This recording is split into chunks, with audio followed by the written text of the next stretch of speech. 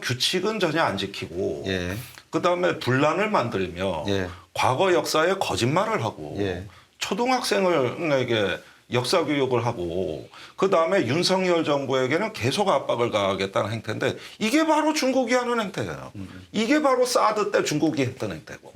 이 교과서 문제 이건 심각한 겁니다. 독도 문제 이런 문제들은 방방곡곡이 다니니까 독도까지 내줄 건가 이거는 전혀 독도 문제 해결 안 돼요. 네. 정말 여야가 초당적으로 독도 문제를 접근해야 된다. 어느 당은 독도에 대한 태도가 잘못됐고 우리는 옳다. 이런 식으로 독도에 도움 전혀 안 돼요. 이걸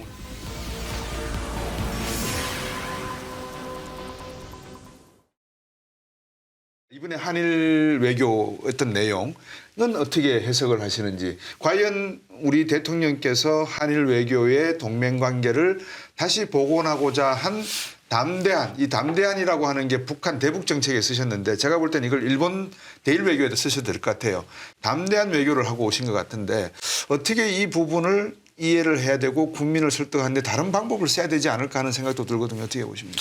예, 이 부분은 미국에 봐서는 뭐 어떤 나라 하나의 세계 패권을 갖고 있지 않습니까? 네.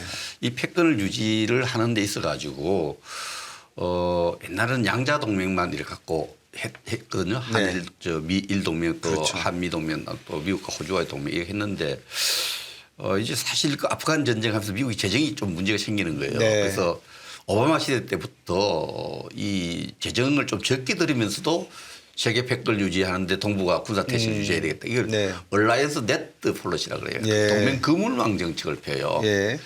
동맹 그물망이라는 게 뭐냐면 양자 동맹을 갖고 있는 나라끼리 예.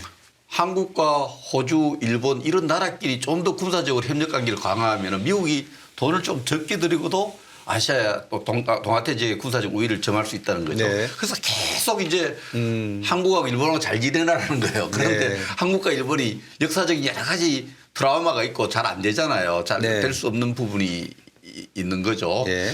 저도 뭐 미국의 오랫동안 군사위원장을 지낸 맥케인 의원을 제가 한 2번 정도 이렇게 만나는 특별히 한국 차관한테 친절할 이유 많은 사람은 꼭 만나서 한 이야기가 일본하고 잘 지내라는 네. 거예요. 일본하고. 예. 지소미아가 한창 진행될 때인데 이거 보면 미국은 뭐 한국과 일본이 좀 잘 지냈으면 좋겠다는 게 그것도 잘 지내도 하려고 많은 이렇게 영향력도 행사하고 그렇게 있는데 그러나 이번에 우리가 그 세계는 이제 큰 G2 시대라 그러죠. 러시아는 네. 사실 게임이 안 되고 그렇죠. 중국과 미국이 경쟁한 시대를 G2 시대라 해서 2007년부터 이 용어를 써왔는데 G2 시대 미국과 중국이 갈등하는 군사적으로 패권 경쟁을 벌이면은 한국을 어느 쪽에 써야 될 것이냐. 분명히 선택해야 할 시점이 있는 거예요. 애매하지 않고. 네. 미국 편을 쓸 수밖에 없는 거예요. 미국 편을 쓰고 또 구도 속에서 한국과 미국, 일본 간의 협력 관계를 강화해야 되는 네. 그 상징적으로 지소미아 자체가 뭐 그렇게 큰 군사적으로 도움이 되고 안 되고를 떠나서 상징성이 큰 거죠. 네. 그런데 우리가 동맹이란 말은 조심스럽게 되는데 한국과 일본 간에는 또 한미일 안보 협력이라는 용어를 코오퍼레이션이지 얼라이언스는 우리가 못 씁니다. 예. 국민정서도 여러 가지로. 예. 그러나 전체적으로 예. 이런 미국의 동맹 그물망 정책 속에서 예. 또 이 서방 한국 일본 관계뿐만 아니라 일본 호주 이런 국가들이 좀 연대를 좀 강화하는 것이 미국의 정책이고 네. 우리가 이제 그쪽에 좀 떨어져 있자 좀 다가가는 거 확실하게 네. 그런 모습을 지금 윤석열 정부가 외교 스탠스를 취하고 있는 거죠. 네. 그 역사가 이제 어떻게 볼지 보면 우리로서는 그렇게 갈 수밖에 없는 지금 상황이 있습니다. 네. 예, 의도는 일단 좋았다고 저는 봅니다. 또 일본에 대한 선의를 보여주는 것까지는 확실히 저로서는 담대했다. 비교적 담대했다. 비교적. 그런데 예. 자 이제 그 뒤에가 문제인데 지금까지 일본이나 미국이 중국을 비판한 이유는 대만 해협이나 남중국해에서 수정주의적 행태, 팽창주의적 행태를 보이고 남의 나라 주권을 무시해야 한다는 이야기였거든요. 네. 그런데 지금 일본이 그 쿠릴 열도나 독도에 대해서 하고 있는 행태를 보면은 이거는 역사 수정주의고 중국이 하고 있는 팽창주의하고 아무 다를 게 없어요. 사실 이 초등학생한테 영토 분쟁을 가르칩니다. 네. 그거를 하라는 거예요. 그렇죠. 그리고 거기 공직자라고 뭐 내각 조사실에 있는 사람이 NHK 나와서 한 발언, 또 어떤 언론인, 그다음에 심지어 한국에 나와 있는 총괄 공사 네. 얘기가 전부 다 뭐냐면 윤석열 정부하고 독도 문제 풀겠다. 연내에 의제화하겠다. 네. 이 얘기를 하고 국제 형사재판소로 가자. 네. 지금 할 수 있는 말은 다 쏟아내고 있거든요. 그런데 제가 이제 묻고 싶은 거는 일본에 묻고 싶은 건 이런 것이죠. 어떤 안보 협력 국가, 어떤 준동맹 국가 간의 영토 분쟁을 합니까? 만약에 독일이 2차 대전 때 폴란드와 프랑스에 잃어버린 영토를 지금 실질 회복하겠다 그러면 나토 다 깨집니다. 그렇죠. 그날부로 깨져요. 모든 독일, 깨진 프랑스가 정도가 아니죠. 아니죠. 예. 유럽연합은 그날부로 예. 끝났다. 그렇죠. 그런데 지금 일본은 그 얘기를 하고 있는 거란 말이죠. 그것도 그 한미일 안보 협력이 가장 강조되는 시기에 그리고 인도태평양 전략을 이야기하는 시기에 한국판 인태 전략까지 냈다면은 이때 몇 개월이라도 참아줄 수 있는 거 아닙니까? 네. 적어도 G7 정상회의 때까지 보다 좀 품격 높고 겸손한 거를 보이면은 네. 뭐 지방선거에 집니까? 그러니까 여야 정치 지도자들이 경쟁적으로 한국 정부 두들겨 패기. 이걸 갖다가 언론 플레이 경쟁이 붙었다. 네. 이렇게 되나 보니까 우리는 인도태평양 전략을 통해서 보편적 가치를 공유하는 이웃으로서 인도태평양에서 자유롭고 개방된 인도태평양에서 규칙 기반의 질서를 만들겠다. 이래서 인도태평양 전략을 만들고 한일 정상회담을 한 건데 네. 지금 일본이 보여주고 있는 건 규칙은 전혀 안 지키고 예. 그다음에 분란을 만들며 예. 과거 역사에 거짓말을 하고 예. 초등학생에게 역사 교육을 하고 그다음에 윤석열 정부에게는 계속 압박을 가하겠다는 행태인데 이게 바로 중국이 하는 행태예요. 이게 바로 사드 때 중국이 했던 행태고 지금 남중국해에서 중국이 하는 행태거든요. 그러니까 결국은 보편적 가치를 공유한다기보다는 지금 살아나고 있는 일본은 글로벌 재팬이 아니라 국수주의 재판이다. 그러니까 이런 면에서 과거의 군국주의 재팬에 가깝기 때문에 우리는 두 개의 일본 중에 어느 일본하고 협력하겠다는 걸 좀 우리가 먼저 정확히 해야 할 필요가 있겠어요. 그러지 않으면 예. 우리는 대등한 관계에서 한일 관계 정상화를 얘기하는데 저쪽은 우리를 대등한 관계로 보지 않아요. 네. 그런 상대로 보지 않는 거거든요. 그러다가 한일 관계 정상화라는 선의가 의도는 좋았을 때 결과는 나쁘게 되는 이런 위험이 지금 고조돼 있기 때문에 네. 지금 정부에서는 왜 아태 전략이 인태 전략으로 바뀌었는지 예. 이런 프레임 전환, 패러다임 전환에서 그동안 국민들에게 설명에 미흡했던 거 이런 부분들을 조금 더 성찰하시고 예. 조금 더 이렇게 서두르지 않고 과속하지 않는 외교였으면 좋겠다. 정말 이런 희망을 이 말씀드립니다. 부분은요. 이렇게 이번에 그 교과서 문제 이 문제는 좀 저도 아주 심각하게 생각을 합니다만 교과서 문제가 오늘 지시해가 내일 나오는 게 아니에요. 교과서 문제가 윤석열 정부가 들어서서 일본이 지시한 게 아니고 기시다 정부 밝혔잖아요. 21년도부터 이것을 자기들이 준비시켰다고. 예. 한일 관계 가장 나쁠 때 이 교과서 왜곡 문제를 터치하기 시작한 거예요. 네. 그러면 지금 윤석열 대통령이 일본을 방문하고 이렇게 여러 가지 대담하게 한일 관계를 정상화시키는 노력을 하고 안 하고가 문제가 아니고 21년부터 일본이 이걸 검토했다는 겁니다. 네. 사이가 나쁠 때. 예. 사이가 나쁠 때 했는데 그때 왜 우리 주일 대사라든지 이런 사람들 거기에 전혀 내가 보고도 안 하고 거기에 대한 그때부터 대책을 세웠어야죠. 21년 문재인 정부 때 이걸 시작한 거예요. 그래서 아니요.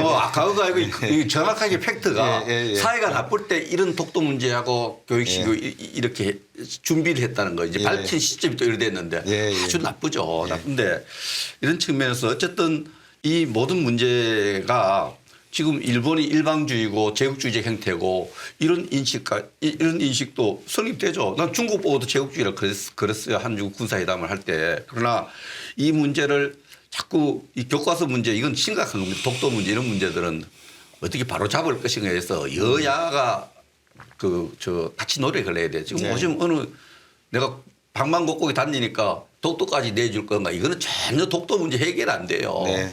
그 일본 정치인 언론인들이 보면 야 한국 일부 정치인들은 집권 여당은 독도를 내주려고 한다 이렇게 오독할 수 있잖아요. 잘못 읽을 수 있잖아요. 그래서 네. 이런 문제는 정말 여야가 초당적으로 독도 문제에 접근해야 된다. 어느 당은 독도에 대한 태도가 잘못됐고 우리는 옳다. 이런 식으로 독도에 도움이 전혀 안 돼요. 이건 우리가 고쳐야 된다고 생각합니다. 제가 볼 때는 김종대 전 의원께서 말씀하신 내용도 여야 간의 독도 문제에 대해서만큼은 이거는 일본 측이 말도 안 되는 언행을 하고 있다는 말씀을 하셨고 여야가 여기에 대해서는 분명히 해야 된다는 말씀을 주셨기 때문에 그게 뭐 어느 정부 때 시작이 됐고 이런 말씀하시는 것보다는 지금 이 독도 문제라든지 미래의 한일 관계에 무엇이 도움이 되고 안 되는 거를 정확하게 계산하는 게 그렇죠. 오히려 더 중요한 시점인 것 같아요. 근데 이 시점에 제가 일본 혹시 대사관에서 이 방송을 청취를 하는지 모르겠습니다만 시청을 한 말씀 드리고 싶은 건 이겁니다. 제가 삼성에 있을 때 그 누구도 우리가 일본을 이겼다라는 말을 하지 않았습니다. 왜냐하면 우리가 일본과 수많은 전투를 했지만 100가지의 전투를 했다 그러면 뭐 한 50개는 이기고 50개는 졌을 수도 있습니다. 문제는 전쟁에서는 아직 승부가 안 났다고 저희들이 이야기했습니다. 전쟁은 아직 끝나지 않았거든요. 근데 일본이 자칫 잘못하면 한국에게 질 가능성이 높은 부분이 하나가 있습니다. 뭐냐면 시대가 변했습니다. 우리가 60년대 70년대처럼 돈 빌리러 다니는 국가는 더 이상 아니거든요.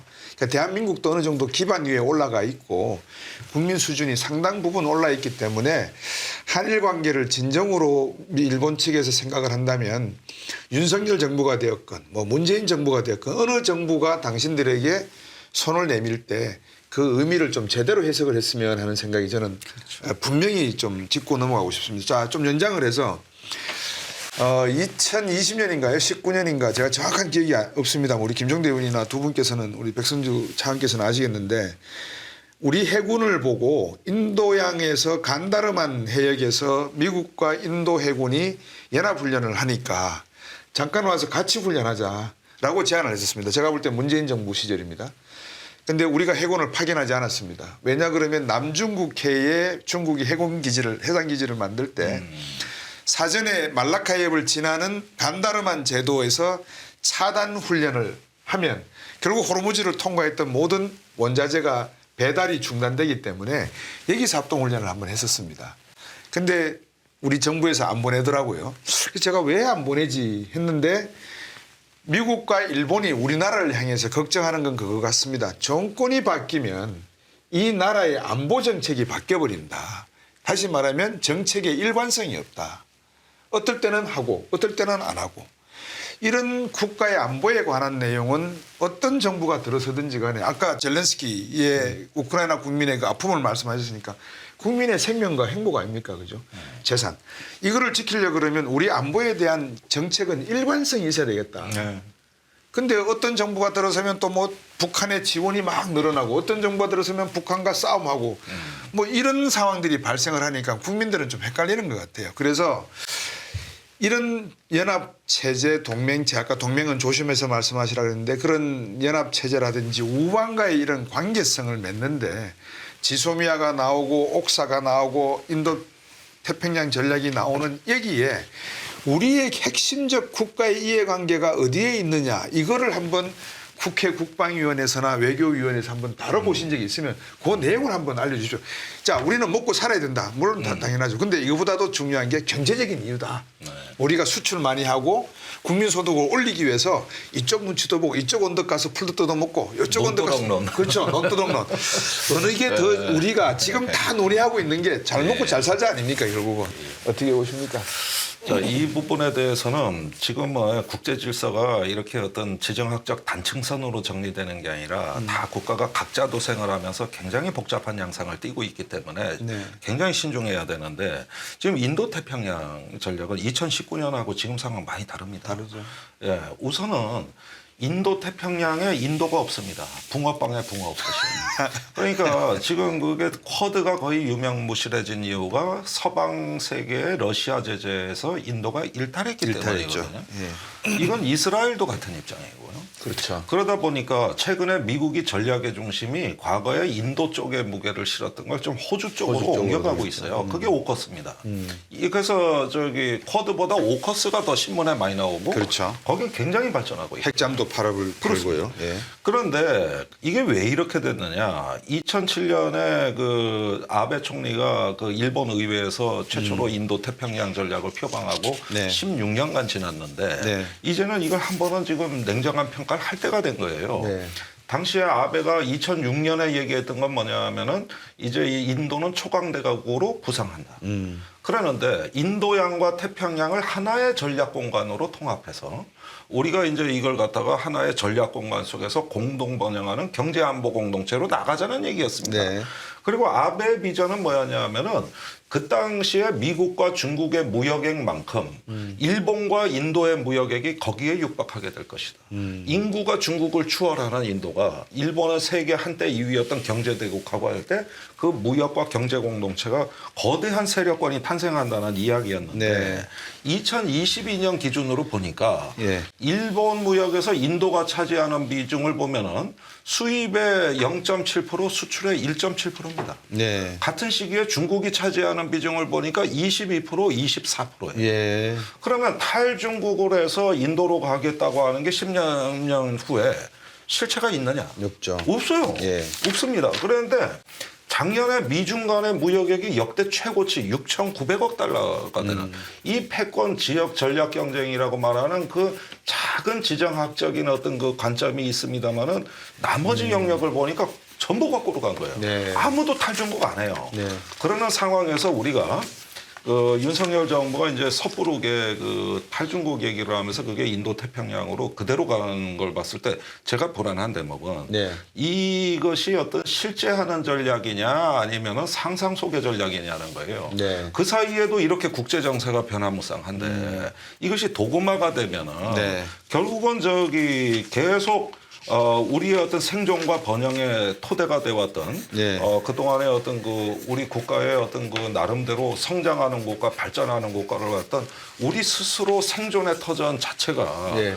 괜히 잠식되는 이런 우를 범할 위험이 너무 많이 고조됐다는 것이죠. 예. 그런 점에서 저는 인도 태평양 한인미일 안보협력 이런 부분은 예. 안보적 군사적 측면에서 국한을 하되 이것이 경제를 지배하는 것만큼은 막자. 그것만큼은 막자. 네. 그런데 지금 저기 경제 안보라고 하는 말이 저는 군사 안보는 제가 이해를 하고 보수 정권이니까 예. 그 뜻은 이해도 하고 그 가치는 존중하겠지만 이것이 기업을 옥죄고 경제 안보라는 말로 될 때는 이것만은 막아야 된다. 이건 우리한테 너무 자해적이라는 거예요. 네. 한미 FTA 할 때 많이 했던 이야기가 경제안보였습니다. 그 국가 이익이라는 게 이제 여러 가지 분류고 국회에서 그 진지하게 논의했는지 국방위원회에서 별로 안 했어요. 국방위원회 얼마 야간에 싸우다가 예. 끝날 때가 많아서 안 했는데 예. 이 부분은 이제 국가 NSC가 기업 문서라든지 국가 지도자 머릿속에 이제 국가 이익이 있는데 사실 국가 이익이 가장 핵심 이익의 분류를 군사력을 모든 군사를 동원해서 지켜야 될 이익이 있고 어느 부분적인 군사를 동원해서 지켜야 될 군사를 사용하지 않아야 될 이렇게 국가 이익의 중요도를 군사적 측면에 따지는 경우가 있습니다. 네. 대한민국의 현 시점의 국가 이익은 뭐냐. 네. 이 국가 이익을 지키는 데 있어서 일단 우리 영토를 지켜야 되는 거예요. 독도도 모든 군사를 동원해서 지켜야 될 영토예요. 네. 그게 국가의 핵심적인 거죠. 그리고 그다음에 우리가 생각하는 이 경제적 번영 아니겠습니까? 네. 이 경제적 번영을 지키는 데 있어서는 인도태평양 전략에서 군사적인 어떤 그런 저는 김종대 의원님 이게 밸런스 균형 있는 감각이 필요해요. 경제 부분에 있어서는 지금 정말 세계 질서 속에서 미국과 중국이 패권 경쟁을 하고 우리가 가치적 측면에서 미국, 일본 이렇게 서방과 우리가 개를 같이 하고 진영을 같이 가야 되지만 네. 경제적 번영을 위해서는 네. 또 우리가 좀 일본, 미국과 다른 입장을 취할 수밖에 없는 부분이 경제 부분이 있고요. 네. 또 미래의 국가 이익이 뭡니까? 통일 아닙니까? 네. 우리 국가 이익이 이제 일단 영토 또 그다음에 경제적 번영이 있고 다 통일이 미국, 일본 통일을 걱정하지 않아도 되잖아요. 대한민국 통일을 해야 돼요. 헌법이 딱 규정하고 있잖아요. 통일해 가는 데 있어서 미국, 일본하고만 친해서는 안 돼요. 네. 주변 국가의 러시아 또 그렇죠. 중국과도. 중국하고도 예. 조금 서로 간에 깊은 이해와 공감대를 만들어야 돼요. 독일 통일이 영국, 미국하고만 친해서 안 됐잖아요. 그럼요. 프랑스하고도 했고 뭐 주변 국가도 다 했죠. 그렇죠. 네. 러시아하고 러시아하고도 특히 친했고. 영국 대처의 승인이 필요했던 거 아닙니까? 네. 동의가 필요했던 부분. 그래서 우리가 미국, 일본하고 다른 건 통일이라는 미래 국가 이익이 있는 거예요. 그래서 중국과 잘 지내야 돼요. 네. 이런 부분을 소홀히 하면 안 된다. 네. 저는 그 부분에 굉장히 지금 신경을 써야 된다. 어느 정부가 안보 측면에서 네. 저는 이렇게 인도 태평양 협력이 다 좋아요. 그러나 네. 이것이 경제라든지 미래 통일의 문제에 가면은 우리는 미국과 일본과 좀 다르게 중국과 네. 더 잘 지내야 되는 이런 저 환경이 처했다 저는 그렇게 생각합니다. 지금 두 분 말씀 듣고 보니까 제가 외교통일위원장이나 국방위원장, 상임위원장 하면 참 진행을 잘할 것 같아요. 다 잘할 것 같아요. 아니, 공감대가 딱 나오잖아요. 벌써 여야를 떠나서 말이죠. 이거 좋습니다. 그 농담이고요. 제가 죄송합니다. 그 다른 게 아니고 이제 시간이 얼마 남지 않아서 지금까지 쭉 얘기한 거를 이제 마지막으로 압축을 하겠습니다. 지금까지 핵실험 6번 했죠. 북한이. 최근 들어서 미사일 한 8번 쏜 것 같아요. 탄도미사일을. 북한의 의도는 무엇일까? 요것만 딱 집중해서 한번 요약해 주시죠. 뭐 우리 백승주 예, 소장님. 그 북한 의도는 이제 핵실험 개발 1단계를 지나서 우리 핵 강대국이다. 좀 인정해라. 네. 핵 강대국으로 인정을 받고 우리 핵 강대국끼리 핵을 가진 미국하고 북한이 좀 거대한 협상을 해서 네. 한반도 질서를 자기들이 마음대로 한번 해보겠다. 네. 모든 문제 풀어야겠다. 이런 메시지를 계속 보내는데 미국도 쳐다보지 않고 우리 국민들도 별로 안 쳐다봐요. 예. 그래서 그런 측면에서 북한이 좀 답답한 것 같아요. 오죽에서는 초등학생 따위고 핵무기를 핵탄두를 쭉 8개 진열해 놓고 예. 우리 쇠락하는 이거 저는 보고 전략인데 예. 보고 고기가 작잖아요. 크게 보이고 싶은 거예요. 빵빵하게. 네. 보고 실체가 별로 없잖아요. 그래서 북한은 자꾸 핵 강대국이라고 인정을 해 주기를 바라고 핵 강대국끼리 놀자. 대한민국 빼고 네. 미국하고 한번 딜해 보겠다. 한반도 미래를. 북한은 그런 지금 수를 쓰고 있는데 핵이 그런 용도군요. 예, 핵이 그런 용도로 쓰고 있어요. 예. 그러니까 북한이 인정 투쟁을 벌이고 있다. 이 점에서 저는 동의합니다. 예. 그러다 보니까 인정받기 위해서 모든 걸 다 까발리기 때문에 북한은 군사기밀이 없어요. 저렇게 친절한 나라를 처음 봤어요. 저는. 인정받을 때까지 알려줘요. 고화질 예. 동영상으로. 예. 그렇죠. 김여정 노동당 부부장 담아 보십시오. 저 남한의 바보 천치들은 지들 위에 미사일 날아가는 줄도 모르고 우리가 그 미사일 시원찮다그래니 나온 반응이에요. 예. 북한의 도발을 유도하는 가장 확실한 방법은 니네 미사일 성능 못 별로야. 믿겠어. 이렇게 얘기하면 반드시 쏜다. 예. 그런데 최근의 도발은 좀 양상이 다른 것이 작년 11월, 12월에 쐈을 때는 같은 기간에 우크라이나 전쟁에서 러시아, 우크라이나 양쪽이 쏜 미사일보다도 예. 북한이 쏜 미사일 숫자가 더 많습니다. 그 정도로 많이 쐈어요. 예. 어마어마한 이건 압도적인 양적 도발이 해당이 그러네요. 되고 예. 최근에 8번의 도발은 지능적 도발입니다. 예. 절대 양이 많지 않아요. 그러나 이제 한미연합훈련의 그 양상에 맞는 맞춤식 대응 능력을 보여줬다는 점에서 네. 그 핵 어뢰라든가 예. 또 공중 순항 미사일이라든가 예. 또 공중 폭파 기술이라든가 예. 이런 걸 통해 가지고 그 양상에 맞게 진화시켰다. 그럼 이걸 허세로 봐야 되느냐? 예. 항상 지금까지 서방의 정보기관이 했던 가장 많은 실수는 북한의 능력을 항상 과소평가했다는 과소평가했다. 것이죠. 그런 점에서는 저도 이게 완성된 기술이라고는 절대 믿지는 않지만 그렇다고 실체가 없느냐 그건 아니라는 거죠. 그런 면에서는 이번에 그 소형화, 경량화, 규격화된 핵탄두와 네. 그다음에 이번에 새로운 투발 수단들 네. 이런 기술이 굉장히 빠르게 진화하고 있고 네. 어쩌면 한국의 개발 체계보다 북한이 더 빠른 것 같습니다. 네.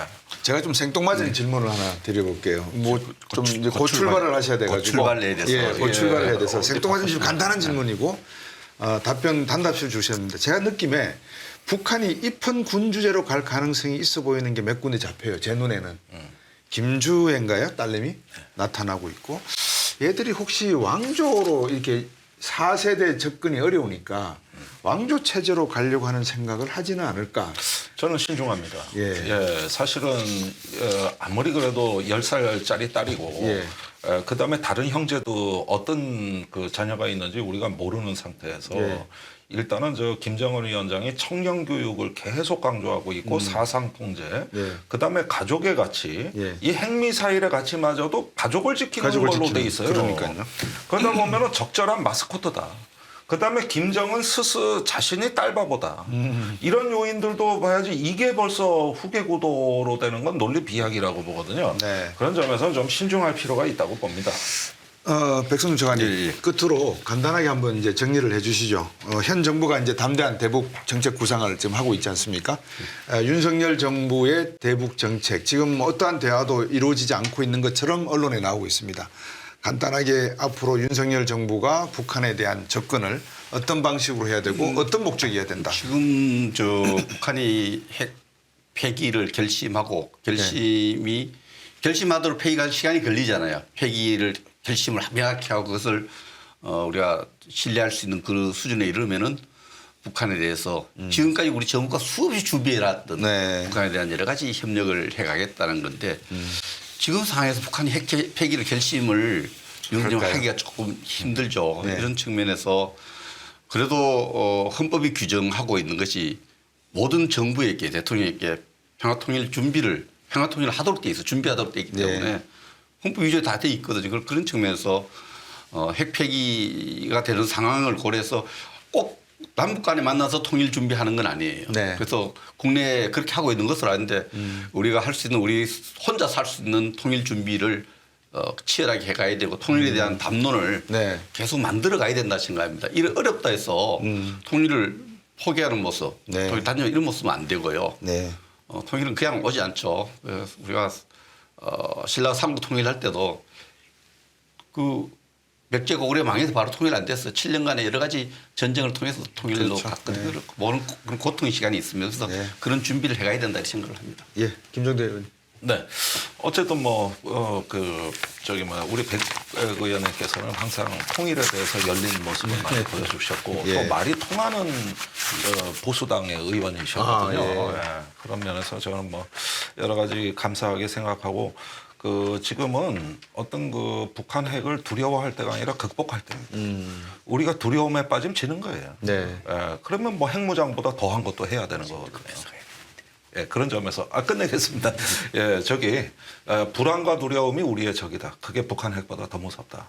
예. 통일로 가는 길은 담대해야 된다. 이런 말씀드리겠습니다. 오늘은 러시아 우크라이나에서 시작을 해서 남중국해를 지나서 대만 문제 그리고 한반도 문제 그리고 미국의 전략까지 한번 살펴봤습니다. 시청자 여러분들 많은 이야기를 나눴지만 핵심은 하나인 것 같습니다. 어떻게 하면 대한민국이 평화 통일과 국민의 행복을 지켜낼 수 있는가. 여기에 윤석열 정부의 외교안보 전략에 성공이 달려있다. 이렇게 해주시면 감사하겠습니다. 오늘 바쁜 시간 와주셔서 감사합니다. 고맙습니다. 고맙습니다. 네.